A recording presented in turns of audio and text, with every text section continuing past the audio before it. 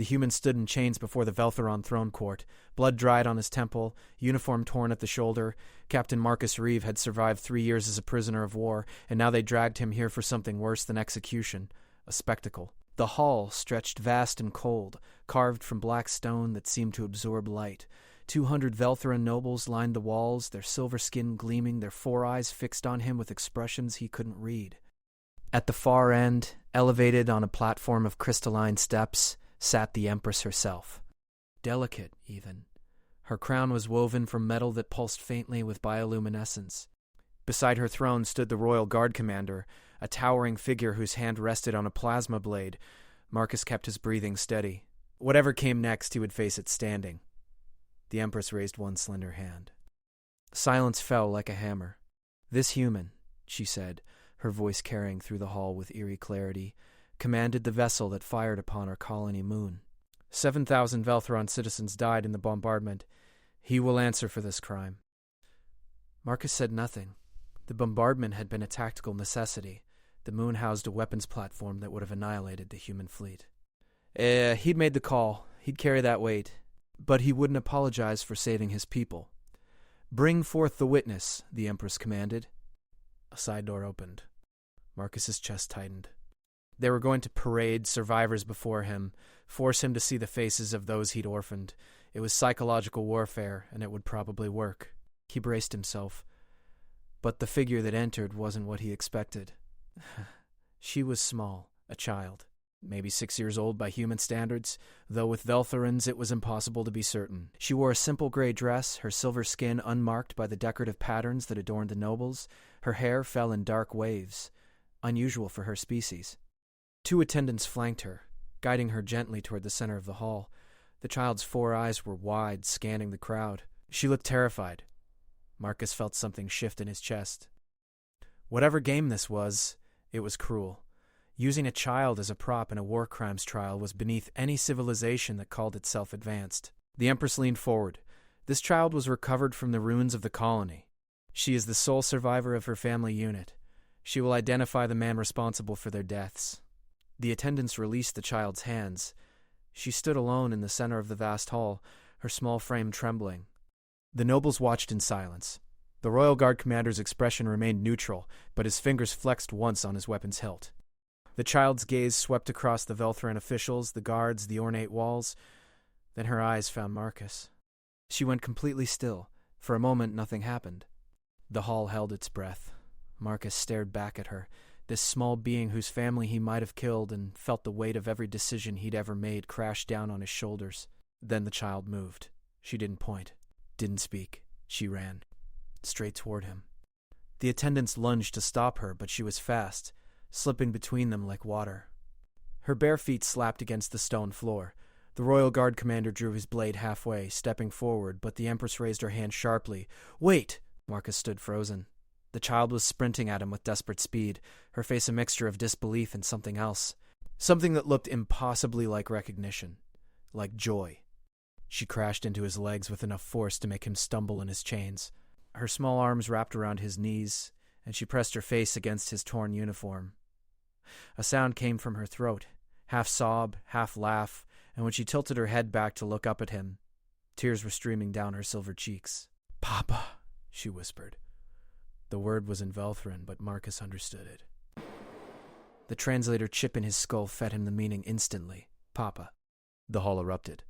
Nobles rose from their positions, voices overlapping in sharp bursts of disbelief and outrage. The Royal Guard Commander's blade came fully free, its edge humming with energy. The attendants rushed forward, reaching for the child, trying to pull her away, but she clung to Marcus with fierce desperation, her small fingers digging into the fabric of his uniform, her whole body shaking.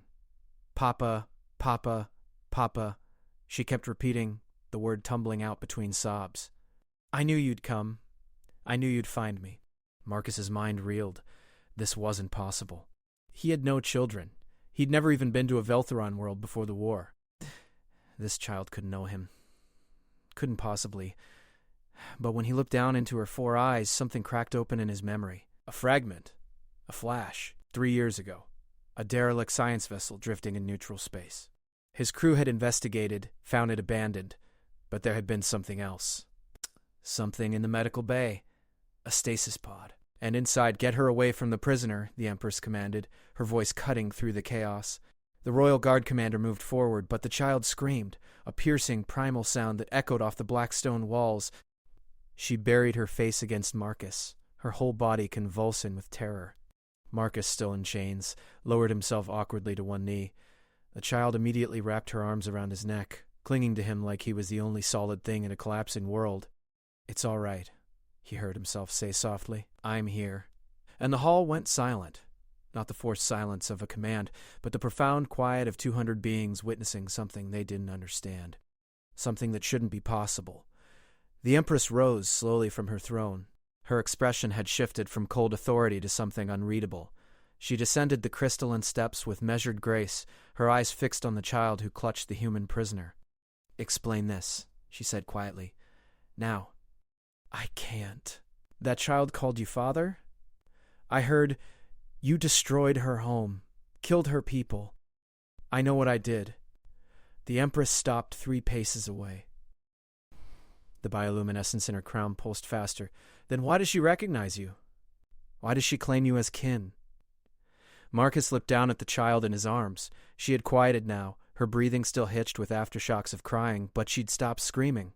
One of her small hands rested against his chest, right over his heart, as if checking that it still beat. "I don't know," he said truthfully, "but I intend to find out." The Empress studied them both for a long moment. Around the hall, nobles whispered behind their hands. The Royal Guard commander stood ready, his blade still drawn, the tension stretched taut as wire. Finally, the Empress spoke. "Take them both to the isolation chamber. No one enters without my direct command." She turned her gaze to the Royal Guard commander. "And summon the Memory Keeper. If there is truth buried here, we will uncover it." The child whimpered but didn't release Marcus. He stood carefully, the chains limiting his movement, the weight of the small Veltharin child barely registering compared to the weight of the impossible situation crushing down on him. As they led him from the throne hall, the child's whisper reached his ear again. "I knew you'd come back, Papa. I knew you wouldn't leave me forever." Marcus didn't respond. Couldn't respond. Because somewhere in the depths of his fractured memories, something was stirring. Something he'd thought was gone, and he was terrified of what they might find. The isolation chamber was circular, its walls smooth as glass and just as reflective. Marcus caught glimpses of himself as the guards positioned him in the center, a man too thin, too worn, holding a child who shouldn't exist. The chains remained on his wrists, but they lengthened them enough that he could sit. The child immediately curled into his lap, her head tucked under his chin. The guards retreated, the door sealed with a hiss. They were alone. "What's your name?" Marcus asked softly, speaking in Veltharin. The translator Chip made it easier, but his accent was terrible. The child stirred. "Lyra." "Lyra." He tested the name. It felt right in a way he couldn't explain. "I'm Marcus."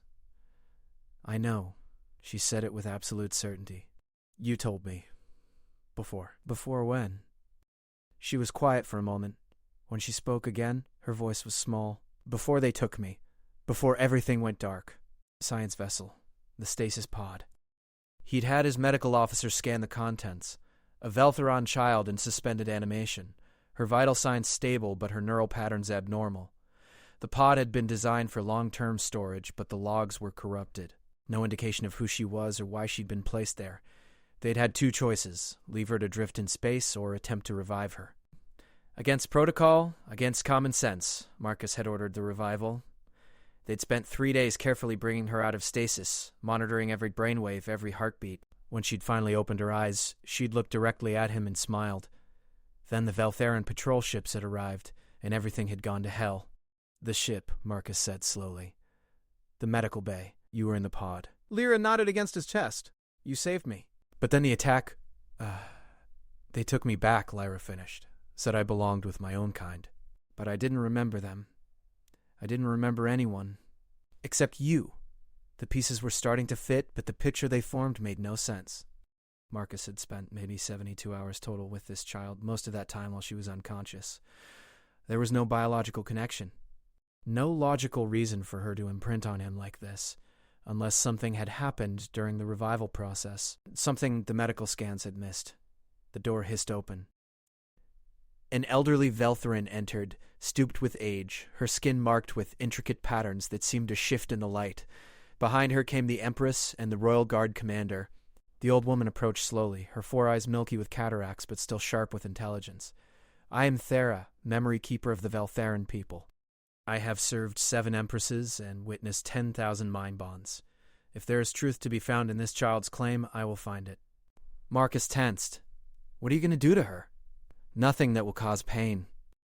Thera knelt with difficulty, bringing herself to eye level with Lyra. "Child, I must see your memories. Will you permit this?" Lyra's grip on Marcus tightened, but she nodded. Thera reached out with both hands, placing her long fingers on either side of Lyra's head, her eyes closed. The patterns on her skin began to glow faintly, pulsing in rhythm with some unseen force. Lyra went rigid. A soft sound escaped her throat. "Easy," Marcus murmured, his chained hands coming up to hold her steady. "I've got you." Minutes passed in tense silence. The Empress watched with an expression carved from stone. The Royal Guard commander's hand never left his weapon. Marcus focused on keeping his breathing calm, projecting safety, even as his heart hammered against his ribs. Finally, Thera's eyes opened. The glow faded from her skin. She withdrew her hand slowly, staring at Lyra with something like wonder. "Well?" the Empress demanded. Thera turned to face her sovereign. "The child speaks truth. This human is bound to her. Veltherins cannot bond with other species. Our neural architecture is incompatible. Under normal circumstances, yes." Thera's gaze shifted to Marcus. "But these circumstances are not normal. This child was dying when she was placed in stasis. Her neural pathways were collapsing, her consciousness fragmenting.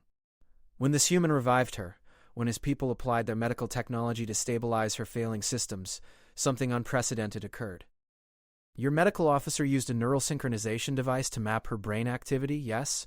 To ensure the revival wouldn't cause cognitive damage?" Marcus nodded slowly. "Standard procedure when reviving someone from long-term stasis.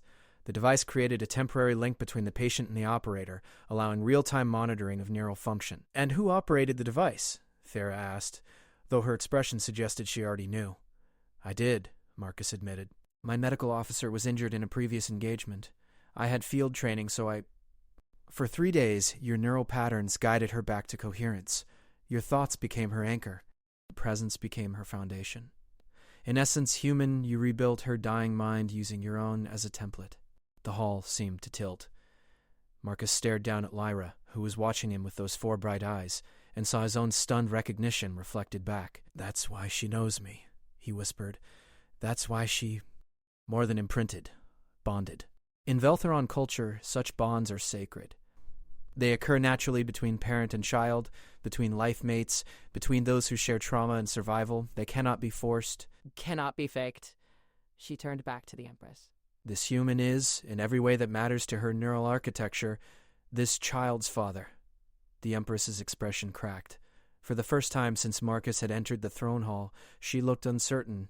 "The law is clear. He committed war crimes. 7,000 dead." "And the law is also clear," Thera replied gently, "that a parent cannot be executed while their child is dependent." "To kill him would be to sever a sacred bond. The child would not survive it." Marcus felt Lyra's small hand clutch his uniform tighter. He looked up at the Empress, this woman who held his life in her hands, and saw her wrestling with forces larger than military justice. "She is an orphan of the colony," the Empress said slowly. "Her biological family is dead. If she has bonded with this human, then legally he is her guardian." The words seemed to cost her something, but he is still a war criminal. He still must answer for what he did. "Then hold me accountable," Marcus said quietly. "Court-martial me, try me, lock me up. But let me see her. Let me make sure she's okay." The Royal Guard commander spoke for the first time, his voice like gravel. "You would accept imprisonment in exchange for visitation rights with the child?" "Yes." The Empress and the commander exchanged a long look. Some silent communication passed between them, centuries of protocol and duty weighing against this unprecedented situation.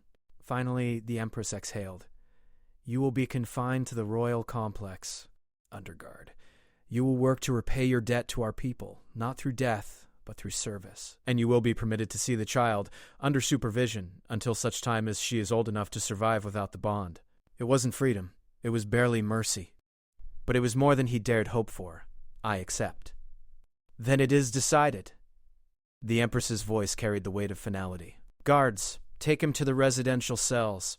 The child will be housed in the court nursery. They may have 1 hour together each evening." "No! Don't take him away again!" The Empress's expression softened almost imperceptibly. "Child, he will return every evening. I give you my word." "Promise?" Lyra's voice broke on the word. The Empress descended the final steps and knelt, bringing herself eye level with the child. It was a gesture of profound respect, one that made several guards shift uncomfortably. "I promise," the Empress said clearly. "On my crown and my blood, I promise you will not be separated from him." Lyra studied the Empress's face for a long moment. Then slowly she loosened her grip on Marcus. "Okay." Marcus helped her stand, his hands still chained, his heart breaking and healing simultaneously. "I'll see you tonight," he told her. "Count on it." The attendants came forward gently this time, offering their hands rather than grabbing. Lyra took them, but she kept her gaze on Marcus until the very moment the door closed between them. The silence that followed was profound. Thera shuffled toward the exit, pausing beside Marcus. "You are a remarkable being, human. Not many would sacrifice their freedom for a child not their own." "She is my own," Marcus said simply. "Maybe not by blood, but by choice." "Then you understand Veltharins better than most of your kind." She departed, leaving Marcus alone with the Empress and her guard. The Empress regarded him with cool assessment. "Do not mistake my mercy for forgiveness. You still killed 7,000 of my people. I know. And you will spend the rest of your life working to balance that debt. I know. But—" She paused, and something almost human flickered in her 4 eyes. "That child has lost enough. I will not take from her what little she has regained." Marcus bowed his head. "Thank you. Do not thank me yet. The work I have in mind for you is not easy. You will serve as a bridge between our peoples. You will help us understand humans as we help you understand Veltharins. You will teach, and you will learn, and you will do it all while carrying the weight of what you have done." "I understand." The Empress turned to leave, then stopped. "What was it like? The decision to fire on the colony moon? The hardest thing I've ever done. I see their faces every night. All 7,000 of them." "Good," the Empress said softly. "That means you are still capable of growth." She gestured to the guards. "Take him to his quarters. See that he has everything he needs." As they led him through the corridors of the royal complex, Marcus's mind raced. He'd come here expecting execution, and instead he'd found a daughter. A purpose, a chance to build something from the ruins of war. The quarters they provided were small but comfortable, a far cry from the prison cell he'd occupied for 3 years. A bed, a desk, a window overlooking gardens he didn't recognize. The chains came off his wrists, leaving red marks behind. "Someone will bring you food shortly," one of the guards said in accented human standard. "Do not attempt to leave this room." "Wouldn't dream of it." The guard almost smiled. "The child will be brought here at sunset. You have 1 hour." Marcus sank onto the bed and buried his face in his hands. 3 years as a prisoner of war, 3 years of guilt and isolation, and the absolute certainty that he would die here. And then, in the span of one impossible afternoon, everything had changed. He thought of Lyra's small arms around his neck, her absolute conviction. "I knew you'd come." He hadn't come for her. Hadn't even known she existed until today. But somehow, against all logic and probability, they'd found each other anyway. Marcus rose and moved to the window. The gardens below were beautiful alien plants in shades of silver and blue swaying in a breeze he couldn't feel. Somewhere in this vast complex, Lyra was probably being bathed and fed and settled into her own quarters. Probably scared. Definitely confused, but alive. Safe. He would make sure she stayed that way. When sunset came, Marcus heard the soft knock at his door. He opened it to find Lyra standing between 2 attendants, her hair damp from bathing, wearing a clean dress in pale blue. Her 4 eyes found his immediately, and the smile that broke across her face was like watching a star ignite. "Papa!" She crashed into him with the same desperate intensity as before, and Marcus lifted her easily despite his exhausted muscles. The attendants bowed slightly and retreated, giving them privacy. "Hey, little one," Marcus said softly, carrying her to the bed. "How are you doing?" "Better now." She settled against his chest, her ear pressed where his heart beat steady and strong. "They gave me food. It was weird. Veltharan food takes getting used to." "You've eaten it before?" "For 3 years now." Lyra tilted her head back to look at him. Were you scared when they took you? Marcus considered lying, decided against it. Yes, very scared. But you're brave. Being brave doesn't mean not being scared. It means being scared and doing the right thing anyway. She absorbed this quietly. Then, are you mad at me? The question hit him like a physical blow. Mad? Why would I be mad? If I hadn't run to you, maybe they would have just sent you home. Marcus cupped her small face gently. Listen to me. I'm not mad. I'm grateful. You saved my life today, Lyra. Do you understand that? But they're still keeping you prisoner. A prisoner who gets to watch you grow up is luckier than a free man who doesn't. He meant every word. Besides, I owe a debt to your people. Working to repay it is fair. Even though you were just protecting your people, the child's insight cut deep. Marcus sighed. War is complicated.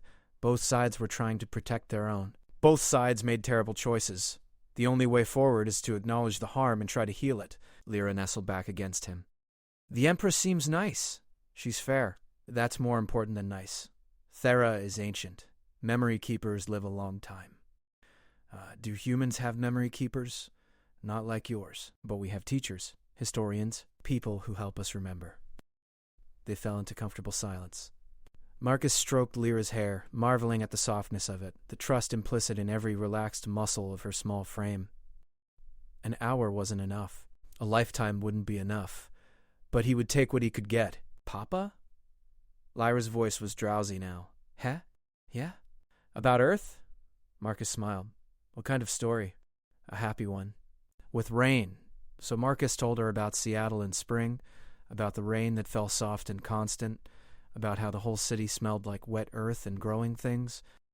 He told her about coffee shops with fogged windows, about cherry blossoms that bloomed despite the gray skies, about the first time he'd seen the mountains emerge from the clouds like a revelation.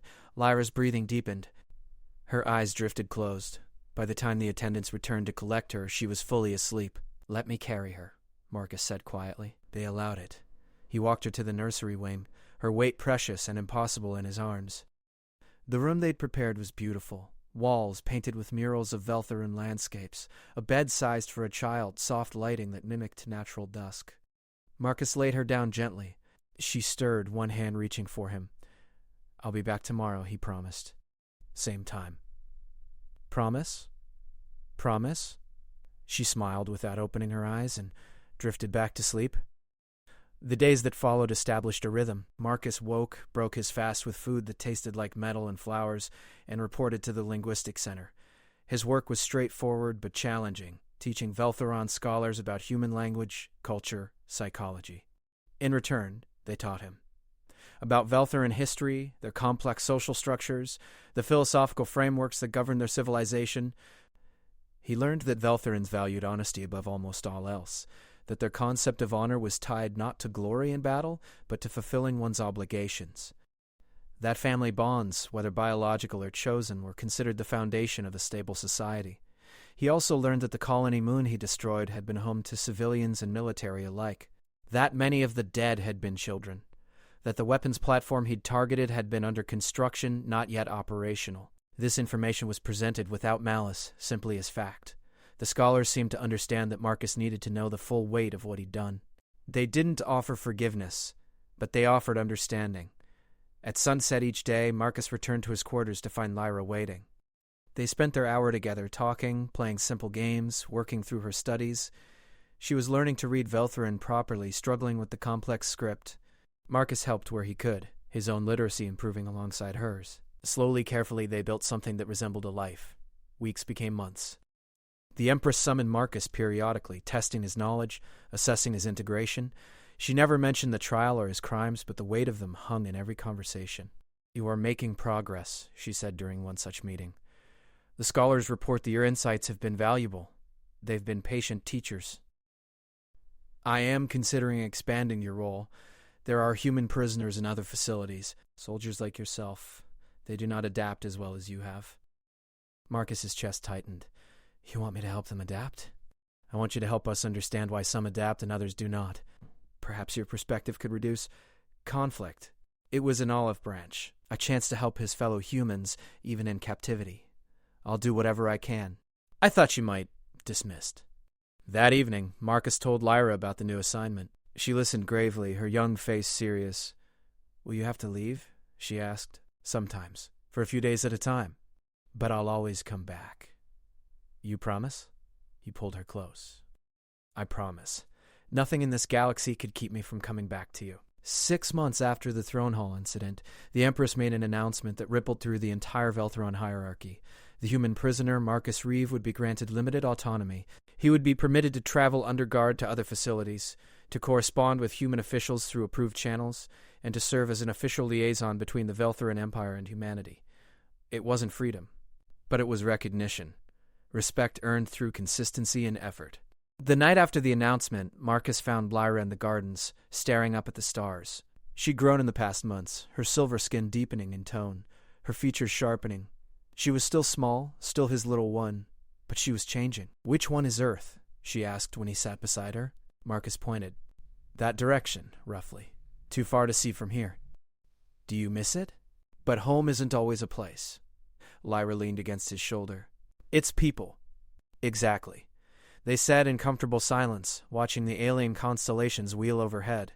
Marcus thought about the impossible chain of events that had led them here. The war. The derelict ship. The decision to revive a dying child against all protocol. The bombardment that had made him a war criminal. The trial that had revealed a bond neither of them had known existed. Every choice had led to this moment. Every sacrifice had meaning. Papa? Lyra's voice was soft. When I'm grown, will you tell me everything about the war? About what you did. Marcus swallowed hard. Yes. When you're ready to hear it. Even the bad parts, especially the bad parts, so you can learn from my mistakes. She nodded solemnly. Okay. I'll wait until I'm ready. She approached silently, her presence commanding even in the garden's dimness. The council has questions, she said without preamble. About allowing the war criminals such freedom of movement. Marcus stood, instinctively putting himself between the Empress and Lyra. I understand their concerns. They fear you will use this opportunity to escape, to return to humanity, and reveal our weaknesses. I won't. Why should I believe you? Marcus gestured to Lyra, who had risen to stand beside him. Because my daughter is here, and I won't abandon her. The Empress studied them both for a long moment. Then, unexpectedly, she smiled. It was a small expression, barely there, but genuine. That is what I told them, she said. That your bond is your leash. That Lyra is the greatest security we could ask for. She paused. I do not say this to diminish what you have built together. I say it because it is truth. You have given us something valuable, human, a reason to trust your word. I won't betray that trust. See that you don't.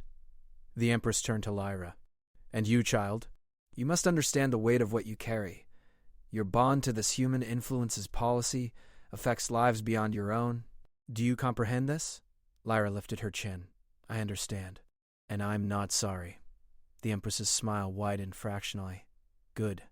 Never apologize for choosing love over convenience.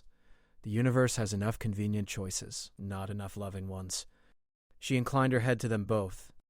Good evening. She departed, leaving Marcus and Lyra alone beneath the stars. She's not so scary, Lyra observed. No, Marcus agreed. I don't think she ever was. Just burdened, like you. Marcus looked down at his daughter, this impossible gift born from tragedy and choice. Yeah, like me, but less burdened than I used to be, because he had something now that he'd lacked during the war. Something that gave the burden meaning. He had someone to carry it for. Years would pass. The war would end, treaties signed, borders redrawn. Marcus would serve out his sentence through service rather than confinement, building bridges between species that had tried to destroy each other. Lyra would grow from child to adolescent to adult, brilliant and fierce and kind, carrying within her the unique perspective of someone bonded across species lines.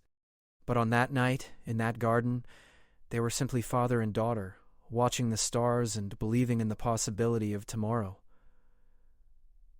The hall had gone silent when Lyra had recognized her father, but from that silence had grown something stronger than noise. Hope. Connection. The stubborn insistence that love could exist even in the ruins of war. And that, Marcus thought, was worth every sacrifice he'd made, worth every choice that had led him here, worth everything.